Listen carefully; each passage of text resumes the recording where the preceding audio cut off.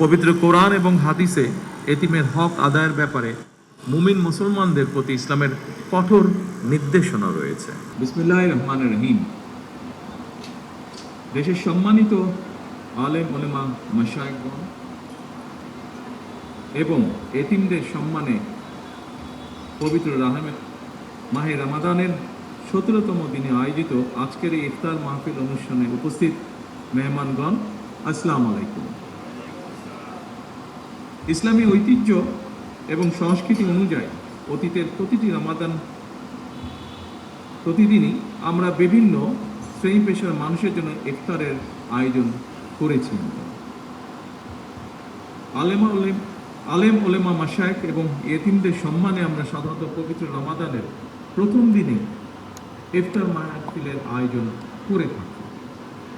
তবে দেশের বর্তমান বাস্তবতায় এবং একই সাথে সমগ্র বিশ্বের বাস্তবতায় এবার আমাদেরকে একটু দেরি করেই আপনাদের সঙ্গে ইফতারের আয়োজন করতে হয়েছে। বিভিন্ন পরিস্থিতির কারণে, যেমন গ্যাস, বিদ্যুৎ, জ্বালানি সহ বিভিন্ন ক্ষেত্রে ব্যয় সংকোচন এবং তুচ্ছতা সাধারণ অংশ হিসাবেই এবারের রমাদানে আজ এবং গতকালের ইফতার মাহফিল সহ মোট 2টি ইফতার মাহফিলের আয়োজন করেছি আমরা।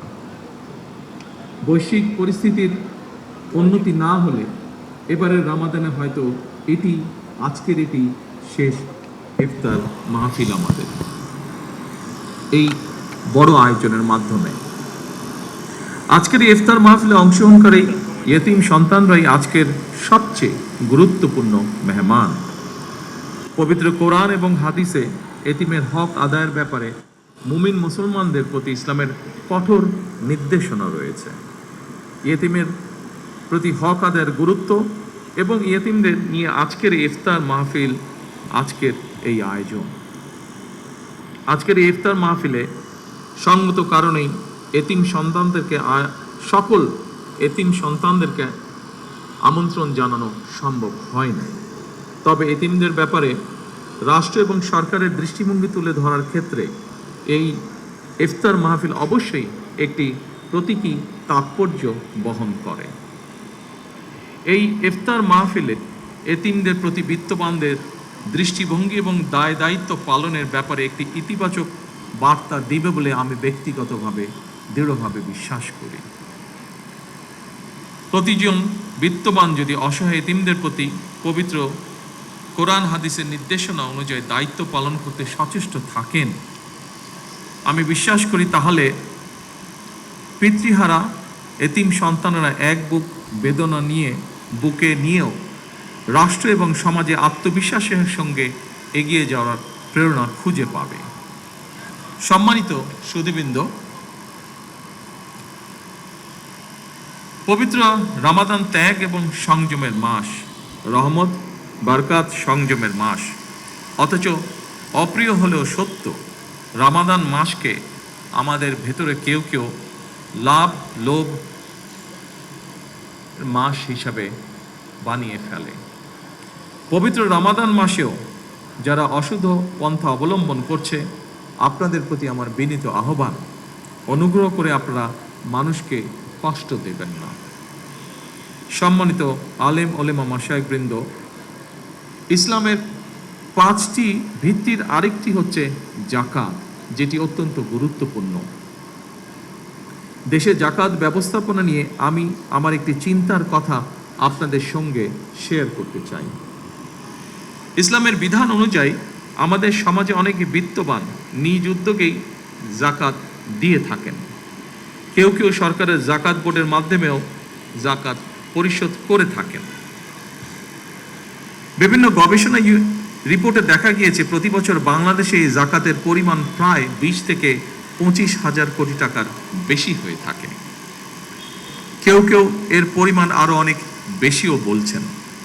তবে সুপরিকল্পিত এবং সুসংগঠিতভাবে জাকাত বন্টন না করায় বিত্তবান ব্যক্তির জাকাত আদায় হয়তোবা হয়ে যাচ্ছে, কিন্তু জাকাতের অর্থ দারিদ্র বিমোচনে কতটা ভূমিকা রাখতে সক্ষম হচ্ছে, এটি মনে হয় একটি বেশ বড় প্রশ্ন। যতটুকু আমি জানি, অবশ্যই এখানে বিশিষ্ট আলেম ব্যক্তিবর্গ বসে আছেন, ওনাদের তুলনায় এই ব্যাপারে আমার জ্ঞান খুবই সীমিত। যতটুকু আমি জানি, জাকাত দাতাদেরকে ইসলামী বিধানে এমনভাবেই জাকাত বন্টন উৎসাহিত করে যাতে একজন জাকাত গ্রহীতা প্রথম বছর জাকাত গ্রহণ করার পরের বছর আর জাকাত গ্রহণ করা যেন না লাগে, না প্রয়োজন হয়। বিশেষজ্ঞগণ বলছেন, পরিকল্পিতভাবে জাকাত বন্টন করা গেলে দারিদ্র্য বিমোচনে জাকাত একটি যুগান্তকারী ভূমিকা পালন করতে পারে বাংলাদেশের দারিদ্র্য বিমোচনে। এমন বাস্তবতায় সরকার জাকাত ব্যবস্থাপনাকে আরও কার্যকর এবং লক্ষ্যভিত্তিক করার চিন্তা ভাবনা করছে। এ ব্যাপারে আজকে এখানে যারা বিশিষ্ট আলেম ব্যক্তিবর্গ উপস্থিত আছেন, আপনাদের সহযোগিতা ব্যক্তিগতভাবে আমি কামনা করছি। সম্মানিত সকল উপস্থিতিগণ, ধনী দরিদ্র সব মিলিয়ে দেশে বর্তমানে পরিবারের সংখ্যা প্রায় 4 কোটির মতো। এসব পরিবারগুলোর মধ্যে যদি দরিদ্র কিংবা হতদরিদ্র পরিবারগুলোকে চিহ্নিত করে প্রতি বছর পর্যায়ক্রমে 5 লক্ষ পরিবারকে আমরা 50,000 টাকা থেকে 1 লক্ষ টাকা জাকাত দিতে পারি, আমি ব্যক্তিগতভাবে বিশ্বাস করি এসব পরিবারগুলোর মধ্যে বেশিরভাগ পরিবারগুলোকে হয়তো পরের বছর আর জাকাত নাও দিতে হতে পারে। লক্ষ্যভিত্তিক এবং সুনির্দিষ্ট পরিকল্পনার মাধ্যমে যদি জাকাত দেওয়া সম্ভব হয়, তাহলে 10 থেকে 15 বছরের মধ্যে শুধুমাত্র জাকাত ব্যবস্থাপনার মাধ্যমেই দেশের বহুলাংশে দারিদ্র্য বিমোচনে সম্ভব, বা দারিদ্র্য বিমোচন যে কর্মসূচি আছে সেটিকে বাস্তবায়ন করা সম্ভব। সম্মানিত ওলেমা মাশায়েখবৃন্দ, দারিদ্র্য বিমোচনে জাকাত ব্যবস্থাপনার বিষয়টি আপনাদের কাছে যৌক্তিক মনে হলে এই ব্যাপারে বিত্তবানদের সচেতন করার ক্ষেত্রে আপনারা আলেম ওলেমা মাশায়েখগণ সবচেয়ে বেশি এবং গুরুত্বপূর্ণ ভূমিকা রাখতে পারেন বলে আমি দৃঢ়ভাবে বিশ্বাস করি। জাকাত ব্যবস্থাপনার মাধ্যমে দারিদ্র্য বিমোচন করার লক্ষ্যে দেশের শীর্ষস্থানীয় আলেমা ওলেমা, ইসলামিক স্কলার এবং সরকারি কর্মকর্তা সহ সংশ্লিষ্টদের নিয়ে ধর্ম মন্ত্রণালয়ের মাধ্যমে অথবা তার অধীনে বিদ্যমান জাকাত বোর্ডকে নিশ্চয়ই আমরা পুনর্গঠন করতে পারি। এই জাকাতকে দারিদ্র্য বিমোচনে ব্যবহার করে ইসলামী বিশ্বে বাংলাদেশ অবশ্যই একটি মডেল হিসেবে উপস্থাপনের সুযোগ রয়েছে বলে আমি মনে করি। সম্মানিত ওলেমা মাশায়েখ এবং আমার এতিম বন্ধুরা, পবিত্র ইফতার সামনে রেখে আমি আমার এই বক্তব্যকে আর দীর্ঘায়িত করতে চাই না।